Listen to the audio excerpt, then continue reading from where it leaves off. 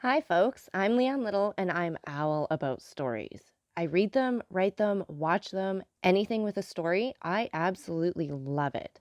I especially love sharing them with other people, and what better way is there to start than with the classics? They're classics for a reason, right? They're amazing stories and absolutely timeless. Don't forget to hit up all those fancy buttons like, subscribe, follow, share, whatever you need to do.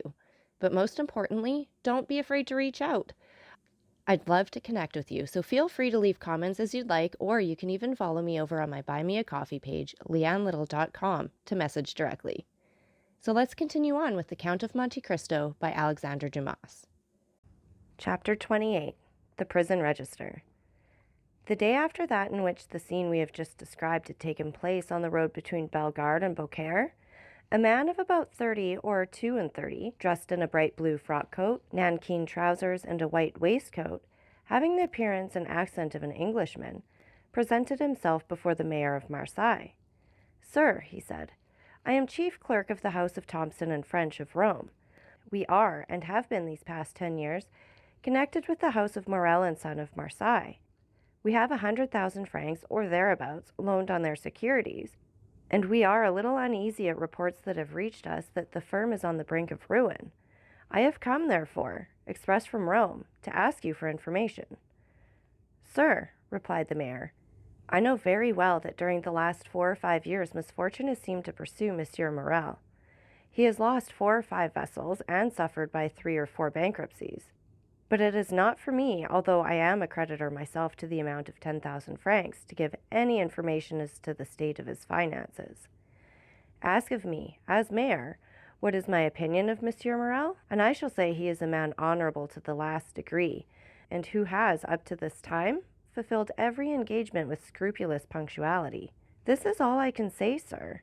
If you wish to learn more, address yourself to Monsieur de Beauville, the inspector of prisons, number 15, Rue de Nouaille.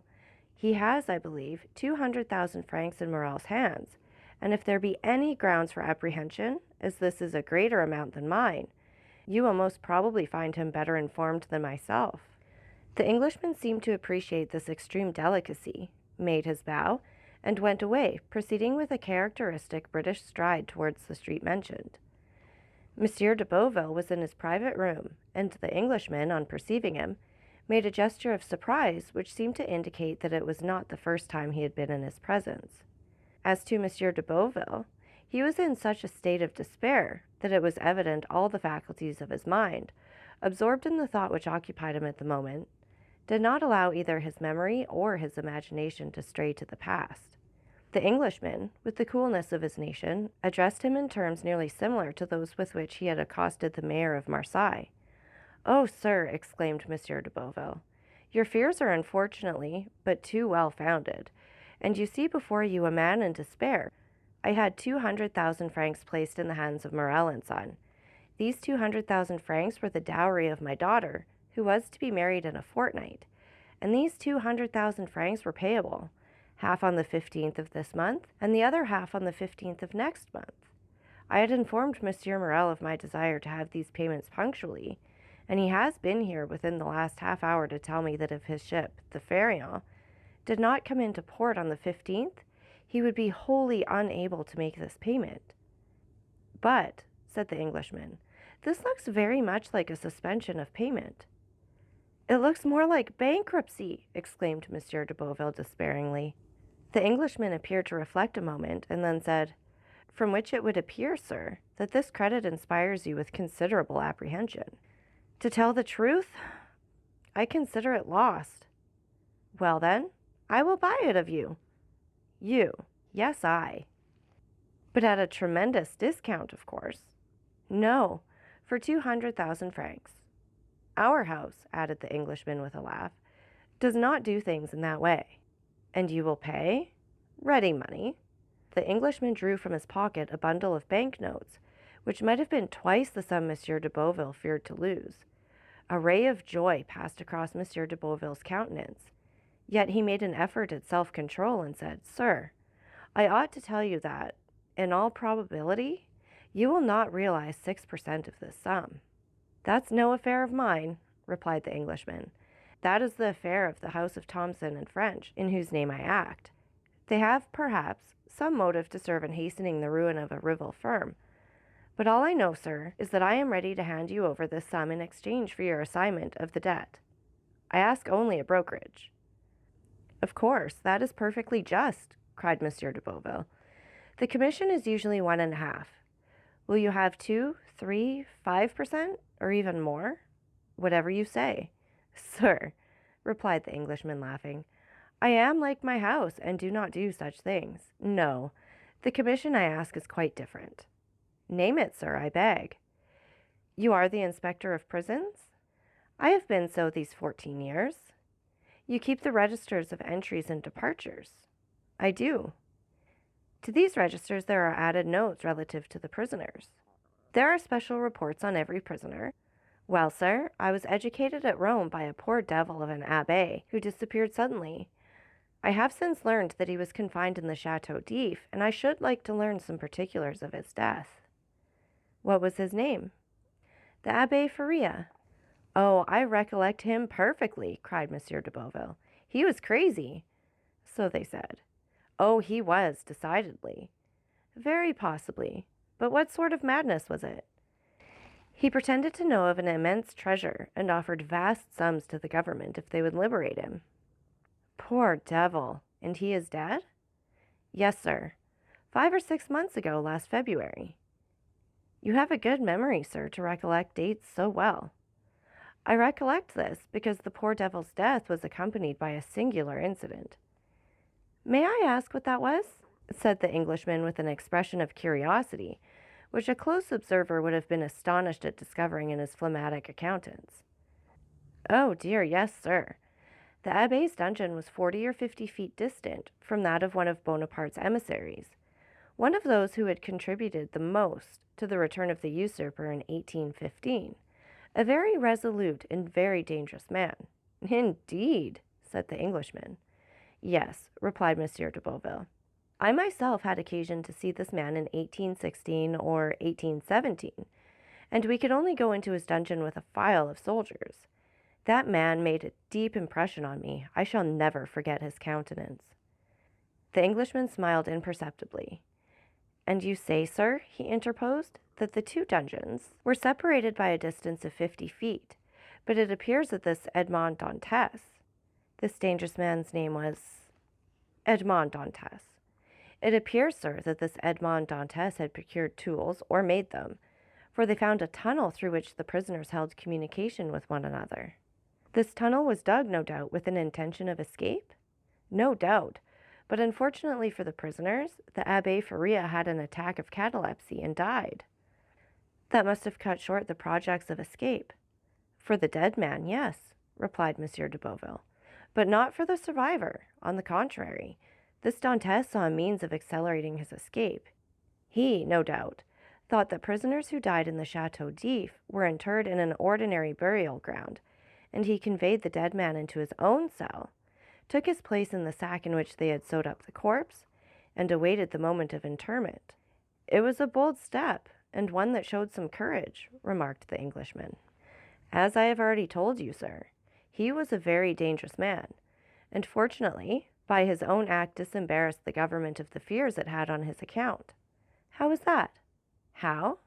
Do you not comprehend?" "No." "The Chateau d'If has no cemetery, and they simply throw the dead into the sea after fastening a 36-pound cannonball to their feet." "Well?" observed the Englishman as if he were slow of comprehension. "Well, they fastened a 36-pound ball to his feet and threw him into the sea." "Really?" exclaimed the Englishman. "Yes, sir," continued the inspector of prisons. "You may imagine the amazement of the fugitive when he found himself flung headlong over the rocks. I should like to have seen his face at that moment." "That would have been difficult." "No matter," replied de Beauville, in supreme good humor at the certainty of recovering his 200,000 francs. "No matter. I can fancy it," and he shouted with laughter. "So can I," said the Englishman, and he laughed too. But he laughed as the English do, at the end of his teeth. "And so," continued the Englishman who first gained his composure, "he was drowned?" "Unquestionably." So that the governor got rid of the dangerous and the crazy prisoner at the same time? Precisely. But some official document was drawn up as to this affair, I suppose, inquired the Englishman. Yes, the mortuary deposition. You understand, Dantes's relations, if he had any, might have some interest in knowing if he were dead or alive. So that now, if there were anything to inherit from him, they may do so with easy conscience. He is dead, and no mistake about it. Oh yes, and they may have the fact attested whenever they please. So be it, said the Englishman. But to return to these registers. True, this story has diverted our attention from them. Excuse me. Excuse you for what? For the story? By no means. It really seems to me very curious. Yes, indeed. So, sir, you wish to see all relating to the poor abbé, who really was gentleness itself. Yes, you will much oblige me. Go into my study here, and I will show it to you. And they both entered Monsieur de Beauville's study. Everything here arranged in perfect order. Each register had its place number, each file of papers in its place.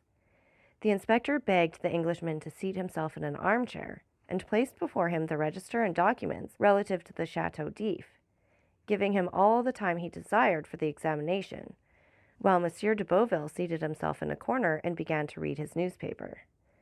The Englishman easily found the entries relative to the Abbé Faria, but it seemed that the history which the inspector had related interested him greatly, for after having perused the first documents, he turned over the leaves until he reached the deposition respecting Edmond Dantès. There he found everything arranged in due order. The accusation, examination, Morel's petition, Monsieur de Villefort's marginal notes. He folded up the accusation quietly and put it as quietly in his pocket, read the examination, and saw that the name of Noirtier was not mentioned in it. Perused, too, the application dated 10th April, 1815, in which Morel, by the deputy procuror's advice, exaggerated with the best intentions, for Napoleon was then on the throne, the services Dantès had rendered to the imperial cause, services which Villefort's certificates rendered indisputable. Then he saw through the whole thing.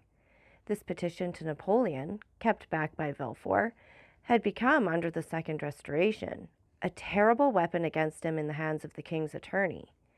He was no longer astonished when he searched on to find in the register this note, placed in a bracket against his name. Edmond Dantès, an inveterate Bonapartist, took an active part in the return from the island of Elba, to be kept in strict solitary confinement, and to be closely watched and guarded. Beneath these lines was written in another hand, "See note above. Nothing can be done."